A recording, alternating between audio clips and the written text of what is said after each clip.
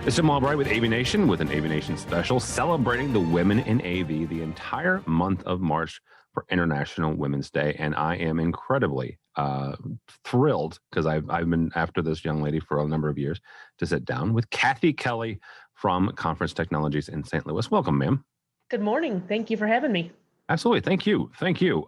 So a couple of things about Cathy. Chief Business Strategy Officer at Conference Technology, CTI, one of the larger integration firms, certainly in the Midwest.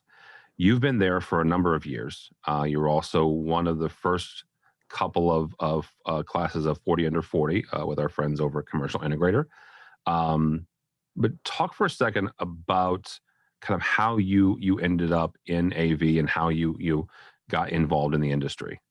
Okay, so I've been with in AV and with CTI the whole time. So 22 years going on 23.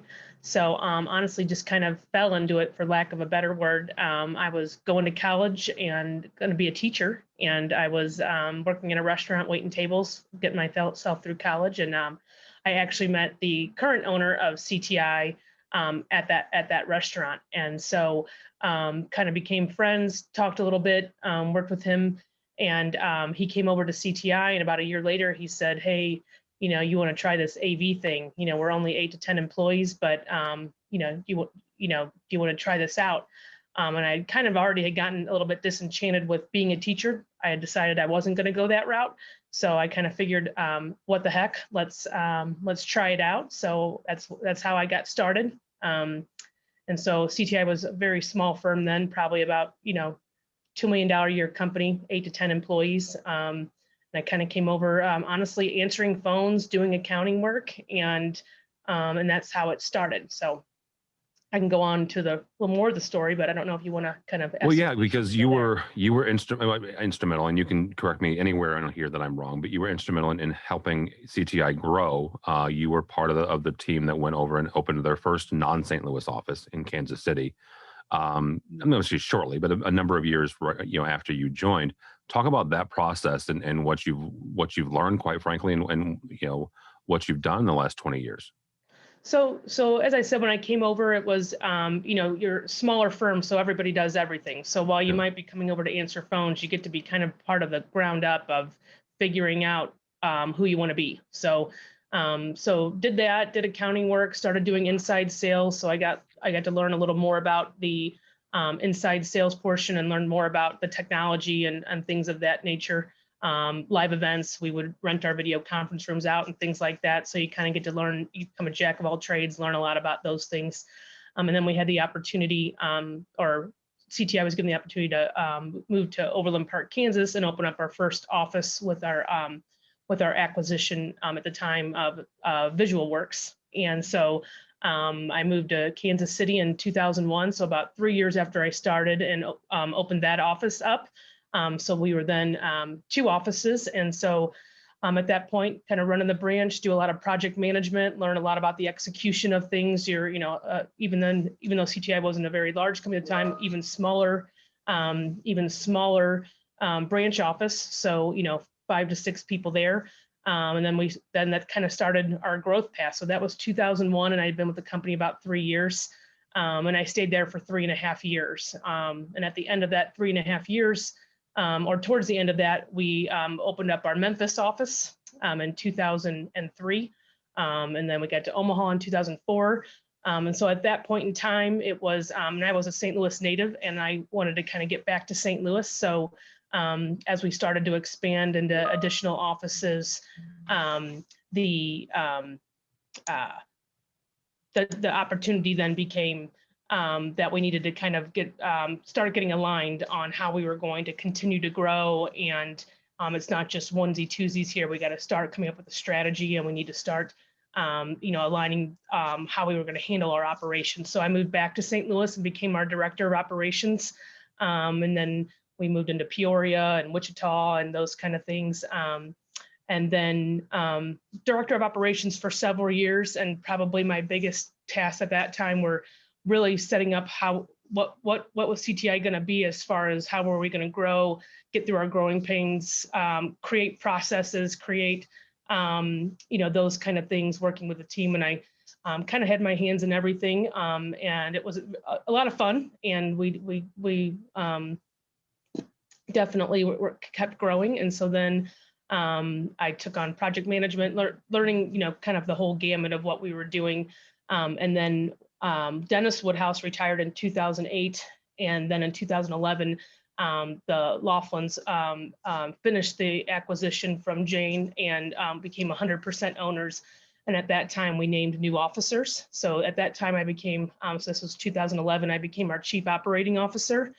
And we saw more growth after that with, we kind of had a boom in 2013 where we added 5 offices in 1 year. And that was a lot of onboarding and culture fit and the whole gamut. We kind of had some, we knew what we were doing in the AV side, but bringing in cultures from other companies together, that was probably our biggest challenge at that time.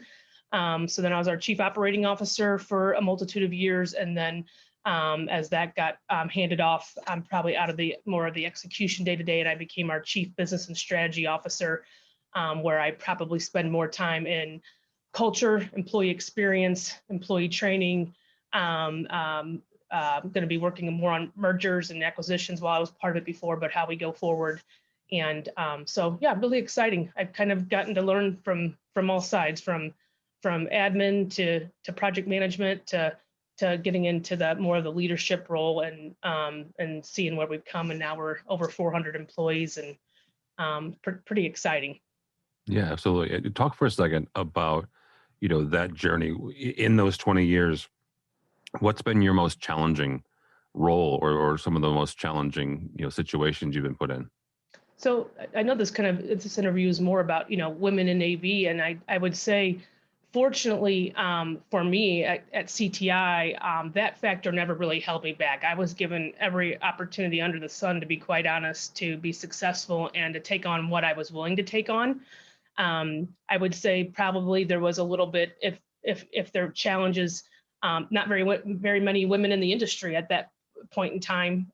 So not a lot of mentorship, if you will. Now, I think I had pretty good mentors anyway. And so pretty fortunate there, but that probably was maybe a little more of the challenge, and whether or not you're living in a boys' world. But honestly, I think the leadership team around me, really didn't let that be a problem. It was pretty clear, if you're given the responsibility, people need to listen and help and all those things. So like I said, I've had not trying to sound cheesy, but I've had, pretty good luck with the people around me and didn't have a lot of setbacks in that area. So I'd say the challenges that I had were more just pure maturity and age at certain times as I grew, when I thought I knew everything in my 20s, then I thought I knew everything in my 30s. And now that I'm, 45 years old, I'll actually say it on live interview, that how much I've learned and how much I didn't know back then, but I'm sure I'll say that again in 10 years. So yeah, certainly. And I will just point out the fact that you're still younger than me. So when you talk about mentorship, which is something that I at least know in knowing you do really well, right? And both internally as well as people in the industry. When you're talking to especially women who haven't had your experience and haven't had, the benefits of the leadership around you, how do you mentor them and how do you kind of walk them through some of those thorny areas that some women certainly do experience? Well, and I will say, I probably in my younger career kind of thought, hey, you can do, like, because of my experience, you can do whatever you want. And part of that, is that an excuse of why you're not getting to where you want because you're saying because you're female, you're not getting what you want? And what I realized, I still think that. I think the most qualified person should get the job. I think whether you're male, female, whatever that might be. But I do think that as I've grown in my career, that to get more exposure for the AV industry, to let people know they can do it. Like, there are a lot of great people in this industry, and just because a company is predominantly male doesn't mean you don't have a place and you can't forge your path in it. And so for before, when my thought was like, well, hey, I've got every opportunity and I can do this, and so should everybody else. I think there's a little more of, okay, let them know your experience, let them know that they can do it, that they can be a valuable part of an organization. And so with talking with them is more just, basically saying, don't be afraid, use your voice, speak up. And while I didn't have as many challenges, I think part of that too is, I kind of get the, people joke around here like, well, if Cathy says it, you better do it, kind of just kidding. But it's No, they're not kidding. If Cathy says it, you better do it. so, but on that realm was just that because I felt comfortable in speaking up, and I did a lot of hard work too. I won't lie. Like I made sure that I was putting my time in. I tried to educate myself, and probably if you talk about going back to another challenge, just on, there's so much more education out there to learn, and 15, 20 years ago, maybe not so much.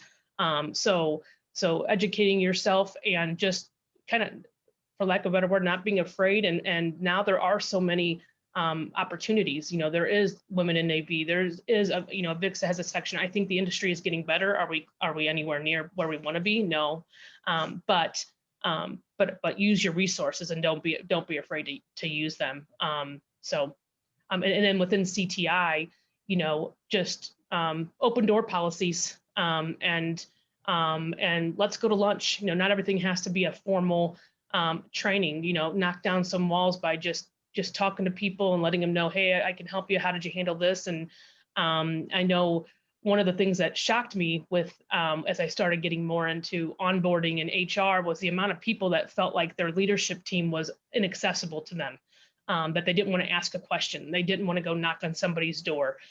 They didn't want to do this. And so for me, that experience isn't the experience at CTI. So teaching them that, like, knock on my door, send me a message, knock on John's door, knock on Matt's door, like all of us are available to you. And once we can start knocking down those walls, then people, start talking to you, and you can help them get where they want to get.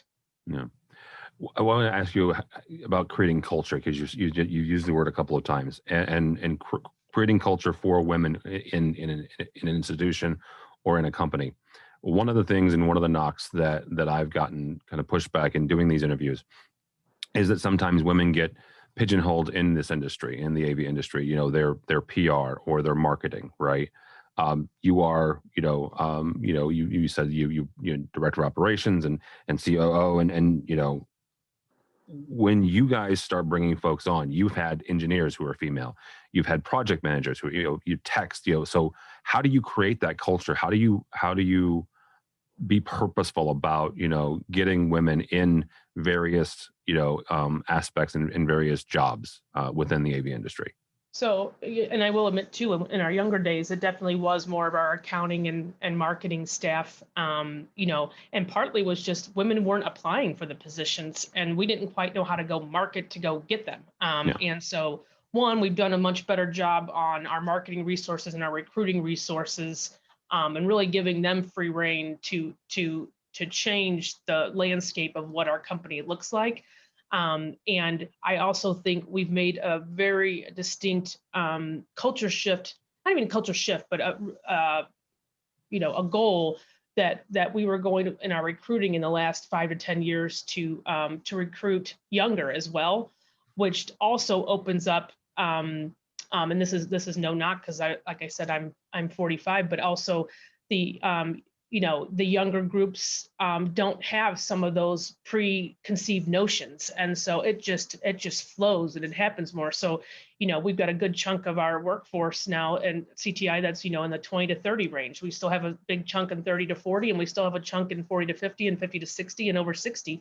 But that helped too. It just became, kind of just wasn't even an option, like, for lack of a better word. That's how we're bringing this together, and we're going to be a melting pot, and we're going to serve our customers the best way we can, and we're going to bring on different dynamics wherever we can. So on that, they're just honestly, I'm really proud of the people of CTI too, because I just think we haven't had the pushback, and they've been, I still think there's a challenge with even getting women to apply for positions. And I'd like to see more education and knowledge about that, so that but we do job fairs and we do certain things where we try and attract, all the methods. And I think our recruiting process really helped with that over the last 5 to 10 years.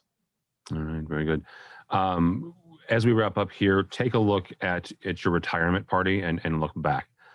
You are not anywhere near retirement, because again, you're younger than me. But look back. What do you want to see change in the industry overall when it comes to, gender relations and the women in the industry? What do you want to see change? Honestly, I just want to keep saying that we're going on the path that we are. That I got past the people will always kind of joke and say, if a woman says it, she's bossy and whatever, and if a man says it, he's just assertive. Right, wrong, or different. I'm sure there's still people that think that way, but don't let that stop you. And I'd say if our cultures keep looking for diversity, whether it be in gender or race or age, I think it can all come together. I think as a population, we're so much more educated on it that I'm really excited to see where we're at in 5 to 10 years. And I think we're gonna, I think it's gonna be a vastly different landscape. I would say if something I would change is that I probably haven't mentored as much as I should on the women's side, and I'd probably like to do a better job with that. And I think CTI is starting to do that, like I said, with our recruiting. But I think if women in the industry speak up and help raise other people up, I think we'll get where we want to get. All right, very good. Cathy Kelly from CTI. Thank you, ma'am. How do people connect with you or Conference Technologies? So our website is www.conferencetech.com. We're on Twitter at CTIAV.